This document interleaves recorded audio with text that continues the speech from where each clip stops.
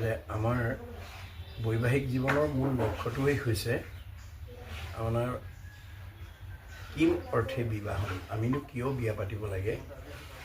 আমাৰ ঋগ্বেদত এই বিষয়ে কৈছে যে অথ পুৰুষ স্তাৱত অসৰ্ব যত জায়াং ন বিন্দতে যত জায়াং বিন্দতে অথ প্ৰজায়তে তহি সৰ্বভৱতি। আমাৰ আজি যিসকল ডেকা গাভৰু হৈছে কালিলৈ সংসাৰ কৰিবই লাগিব, এইটো আমাৰ প্ৰকৃতিৰ নিয়ম। কিন্তু মূল উদ্দেশ্যটো হ'ল কি যে আজি আমাৰ পিতৃ মাতৃক লৈ আমি এটা পৰিয়াল হিচাপে প্ৰত্যেকেই গৃহস্থী ঘৰত ইয়াত বাস কৰি আছোঁ। আৰু সেই পিতৃ মাতৃ যেতিয়া আমাৰ মাজৰ পৰা গুচি যাব, তেতিয়া সেই পিতৃ মাতৃৰ পৰিয়াল বংশ আমি পৰৱৰ্তী জন্মত অনাগত দিনত এৰি থৈ যাবৰ কাৰণে আমি পুত্ৰ কন্যা জন্ম দিবৰ কাৰণে বিয়া পাতিব লাগিব। কিম অৰ্থে বিবাহম পুত্ৰাৰ্থে বিবাহম। আমি পুত্ৰ কন্যা জন্ম দিবৰ কাৰণে বিয়া পাতিব। কিম অৰ্থে পুত্ৰনো কিয় লাগে? আমাৰ তাকো উত্তৰত কৈছে শাস্ত্ৰত যে পুণ্যাম নৰকে তাৰয়তে ইতিহি পুত্ৰা। অৰ্থাৎ পিতৃ মাতৃক আমি পুণ্যাম নৰকৰ পৰা উদ্ধাৰ কৰিবৰ কাৰণে পুত্ৰ কন্যা জন্ম দিব লাগে। আৰু পিতৃ মাতৃৰ জীৱনলৈ এই পুণ্যাম নৰকটো আমাৰ 60 বছৰৰ পিছৰ পৰা ক্ৰমান্বয়ে এটাৰ পিছত এটাকৈ নামি আহে বুলি শাস্ত্ৰত দেখাইছে। যে আজি দেখা কিচকিচীয়া চুলিকেইডাল 60 বছৰৰ পিছত লাহে লাহে মৰাপাতৰ দৰে বগা হ'ব, দৃষ্টিশক্তি কমি যাব, শ্ৰৱণ শক্তি কমি যাব, কমনীয় দেহাটো সুতুৰা সুতুৰ পৰিব, আপোনাৰ টান টান বস্তু চোৱা দাঁতকেইটা সুলকি পৰিব, যাওঁ বুলিলে যাওঁ, খাওঁ বুলিলে খাওঁ বোলা দেহাটোৰ মুখৰ আগত জীয়াৰী বোৱাৰী পুত্ৰই এমুঠি নিদিলে খাবলৈ নোপোৱা হ'ব। সেই সময়ত আমি জন্ম দিয়া পুত্ৰ কন্যাই আমাৰ বৃদ্ধ পিতৃ মাতৃ সেৱা শুশ্ৰূষা মৰম চেনেহ লালন পালন কৰিব লাগিব। তাৰ কাৰণে আমি পুত্ৰ কন্যা জন্ম দিওঁ। কিন্তু কোন পুত্ৰই কৰিব সেইটো কাম?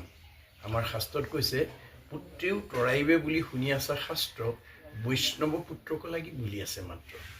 আমি বৈষ্ণৱ পুত্ৰ জন্ম দিব লাগিব। অবৈষ্ণৱ পুত্ৰ যদি উপজে বংশত স্বৰ্গহন্তে পিতৃক পেলাৱে নৰকত। কেনেবাকৈ যদি অবৈষ্ণৱ পুত্ৰ জন্ম দিবলগীয়া হয়, তেতিয়াহ'লে পিতৃ মাতৃ যদি স্বৰ্গ সুখতো থাকে, তাক আকৌ নৰকৰ যান্ত্ৰণালৈ ঠেলি দিব। গতিকে আমি বৈষ্ণৱ পুত্ৰ জন্ম দিব লাগিব। গতিকে বৈষ্ণৱ পুত্ৰ জন্ম দিবলৈ হ'লে কি কৰিব লাগিব? বিশিষ্ট পুণ্যেষে পায় বৈষ্ণৱ পুত্ৰক এতেকে ভজিব লাগে কৃষ্ণক মাত্ৰ। আমাৰ কোনোবা দম্পতীয়ে যদি ভাল সন্তানৰ পিতৃ মাতৃ হ'ব খোজে, তেতিয়াহ'লে এক দেও এক সেও একবিনে নাই কেও, এক ভগৱন্তক আমি সেৱা পূজা কৰিব লাগিব। আমাৰ মানে সকলো সময়তে শয়নে সপোনে স্নানে গুপ্যস্থানে ভগৱন্তক আমি পুজিব লাগিব। কৃষ্ণ তুষ্ট ভৈলে দুনো পুত্ৰ উপজয়, কৃষ্ণ সি পৰম পুত্ৰ মিত্ৰ ভাতৃচয়। আমাৰ সেৱা ভক্তিত যদি ভগৱন্ত সন্তুষ্ট হয়, আমি মনে ভবা সন্তান আমাৰ ঘৰলৈ ভগৱানে পঠাই দিব। আমি যদি সেইটো কাম কৰিব নোৱাৰোঁ, তেতিয়াহ'লে আমাৰ সেই পিতৃ মাতৃৰ অৱস্থা কি হ'ব? আমাৰ ভাগৱতত মানে বেদত কৈছে তাৱত ভ্ৰমন্তি সংসাৰে পিতৰো পিণ্ড তৎপৰা যাৱত কুলে ভক্তিযুক্ত চুত নৰেব প্ৰজায়তে। আমি যদি ভক্তিযুক্ত এটা সন্তান, বৈষ্ণৱ সন্তান এটা যদি আমি পিতৃ মাতৃ হিচাপে জন্ম দিব নোৱাৰোঁ, তেতিয়া আমাৰ জীৱটো আকৌ এই সংসাৰ চক্ৰতে ঘূৰি থাকিব লাগিব। পুনৰপি জনমম পুনৰপি মৰণম হৈ থাকিব লাগিব। এতিয়া ভগৱানে কৈছে যে মই তোমালোকৰ প্ৰত্যেকৰ হৃদয়তে আছোঁ, সমস্ত ভূতৰে মই আছোঁ হৃদয়ত। কি কাৰণে আছোঁ? যাৰ দৃশ্যি ভাৱনা জয়িছ সিদ্ধি ভগৱতী তাৰ দৃশ্যি। যোনে যেনেকৈ ভাবে তেওঁৰ মনৰ ভাৱনা তেনেকৈ পূৰণ কৰিবৰ কাৰণে মই হৃদয়তে আছোঁ। এতিয়া ভগৱানে কৈছে তোমাক ল'ৰা লাগিলে মই ল'ৰা দিম, ছোৱালী লাগিলে ছোৱালী দিম, কিন্তু মোৰ পৰা কেনেকৈ বিচাৰিব লাগে মই নিয়ম বান্ধি থৈ আহিছোঁ। গতিকে সেই নিয়মখিনি তুমি শিকি ল'বা। এতিয়া আমাৰ দাৰ্শনিক পণ্ডিত বা মহাপুৰুষ গুৰুজনে আমাক দেখাইছে যে আমাৰ সূৰ্য উদয়ৰ পৰা সূৰ্যাস্তলৈ 4টা পোহৰ হয়, আকৌ সূৰ্যাস্তৰ পৰা আকৌ সূৰ্য উদয়লৈ 4টা পোহৰ। গতিকে 8টা পোহৰত 24 ঘণ্টা এদিন হয় দেই। সূৰ্য উদয়ৰ পৰা আকৌ পুনৰ সূৰ্যাস্তলৈকে 24 ঘণ্টাত আমাৰ কি হয়? এদিন হয়। এতিয়া আমাৰ দম্পতীসকলে কোনটো পোহৰত আমি সৃষ্টি কাৰ্যত আগবাঢ়িব লাগে তাৰ নিয়ম বান্ধি থৈছে দেই। আমাৰ সূৰ্য উদয়ৰ পৰা সূৰ্যাস্তলৈ এই দিবা সময়ত 4টা পোহৰত আমাৰ কোনো দম্পতী আচলতে সৃষ্টি কাৰ্যত আগবাঢ়িব নাপায় বা নকৰে, নাযায়। কেতিয়া যাব লাগিব?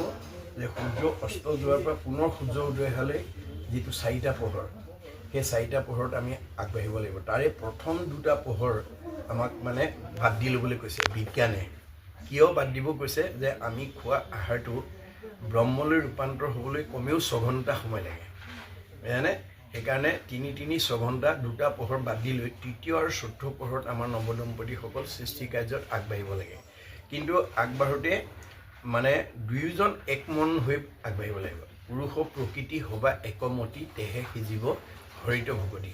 এতিয়া আমাৰ পিতৃ মাতৃয়ে আলোচনা কৰিব লাগিব যে আমাৰ প্ৰথম বা দ্বিতীয় সন্তানটো আমাক ল'ৰা লাগে নে ছোৱালী লাগে, কেনেকুৱা গুণৰ লাগেনে, ডাক্তৰ লাগেনে, ইঞ্জিনিয়াৰ লাগেনে, অফিচাৰ লাগেনে, প্ৰবক্তা লাগেনে, অধিবক্তা লাগেনে, বুদ্ধিজীৱী, জ্ঞানী, মানি নে আমাৰ সন্ত মহন্ত ভক্ত বৈষ্ণৱ সাধু লাগে। সেইটো দুয়োজনে আলোচনা কৰিব যে আমি এনেকুৱা সন্তান এটা প্ৰভুৰ পৰা আমি বিচাৰোঁ, বুজি পাইছানে? এই গুণসম্পন্ন বয়স সময়মতে তৃতীয় আৰু চতুৰ্থ পোহৰ সকলোতকৈ শ্ৰেষ্ঠ পোহৰ চতুৰ্থ পোহৰ, এই 2টা পোহৰত আমি সৃষ্টি কাৰ্যত আগবাঢ়ি একে সময়তে দুয়োজনে মনৰ ভাৱটো ভগৱানৰ ওচৰত সেই যিটো পৰিকল্পনা কৰা হৈছে সেইমতে আমি দুয়োজনে একেলগে ভাৱটো আমি প্ৰভুৰ চৰণত নিবেদন কৰিলে প্ৰভু আমাক এনেকুৱা সন্তান এটা তুমি দিয়া বয়স। তেতিয়াহ'লে ভাবেন লগতে সৰ্বম, ভগৱানে কৈছে তুমি যেনেকৈ ভাবিবা মই তোমাৰ মনৰ ভাৱনা তেনেকৈ পূৰণ কৰিম। কিন্তু মতভেদ হ'ব নালাগিব দেই। স্বামী স্ত্ৰীৰ মাজত কেতিয়াও মতভেদ হ'ব নালাগিব যে কোনোবা ধৰক স্বামীয়ে নিয়মটো জানে ভাৰ্যাই নাজানে বা ভাৰ্যাই জানে স্বামীয়ে নামানে, তেনেকুৱা হ'ব নালাগে। তেনেকুৱা হ'লে আকৌ আমাৰ কি হ'ব সেইটোও আমাক দেখুৱাইছে যে কশ্যপ ঋষি 2গৰাকী ভাৰ্যা, এগৰাকী দিতি এগৰাকী অদিতি। অদিতি বোলাজনীয়ে তাৰমানে স্বামীৰ লগত মন মিলাই সময়মতে সৃষ্টি কাৰ্যত আগবাঢ়িছিল। সেইকাৰণে আটাইকেইটা দেৱতা সন্তান জন্ম দিবলৈ তেওঁলোক সক্ষম হৈছিল। কিন্তু দিতি বোলাজনী হিংসা কৰি আছিল, তাৰমানে সতিনীৰ সন্তান হোৱা দেখি তেওঁ হিংসাত ভাগি পৰিছিল আৰু তেওঁ অসময়ত গৈ স্বামীৰ ওচৰত পুত্ৰদানৰ কাৰণে আহ্বান জনাইছিল। যিটো সময়ত স্বামীয়ে উপাসনা কৰি আছিল, উপাসনা স্থানত গৈ পেলাই তেওঁ পুত্ৰ দাবী কৰিছিল। তেতিয়া কশ্যপ ঋষিয়ে কৈছিল দূৰদৰ্শী সম্পন্ন যে আই এইটো আচলতে পুত্ৰদানৰ সময় নহয়, এইটো ভগৱানৰ উপাসনাৰ সময়, তুমি খন্তেক ধৈৰ্য ধৰা বুলি পেলাই তেওঁ আহ্বান জনায়। কিন্তু ভাৰ্যাই নামানিলে। উপায়ন্তৰ হৈ ভাৰ্যাক সন্তুষ্ট দিবৰ কাৰণে পুত্ৰদান দিলে, কিন্তু ফলত কি হ'ল হিৰণ্যাক্ষ আৰু হিৰণ্যকশিপু। গতিকে আমাৰো স্বামী স্ত্ৰী দুয়োসকলে এই বেদৰ মতবিলাক যাতে আমি মানে উপলব্ধি কৰি আমি যাতে তেওঁ বান্ধি দিয়া নীতিমতে যাতে আমি আগবাঢ়ি যদি যাওঁ, তেতিয়া আমাৰ ঘৰলৈ আমি মনে ভবা সন্তান ভগৱানে পঠাই দিব। ভগৱানৰ ওচৰত সকলো বস্তু আছে, যোনে যেনেকৈ বিচাৰে যাৰ দৃষ্টি ভাৱনা জয়িছ সিদ্ধি ভগৱতী তাৰ বিচাৰে ভগৱানে কৈছে। গতিকে তোমালোকৰ দাম্পত্য জীৱন মই সুখৰ শান্তিৰ কামনা কৰিছোঁ আৰু মনে ভবা সন্তানৰ পিতৃ মাতৃ যাতে হ'ব পাৰে তাৰ কাৰণে এই নিয়মখিনি মই ক'লোঁ। এই নিয়মখিনি মানি পেলাই যদি আমি আগবাঢ়ি যাওঁ তেতিয়াহ'লে আমাৰ মনৰ কামনা ভগৱন্তই পূৰণ কৰিব। কৃষ্ণ।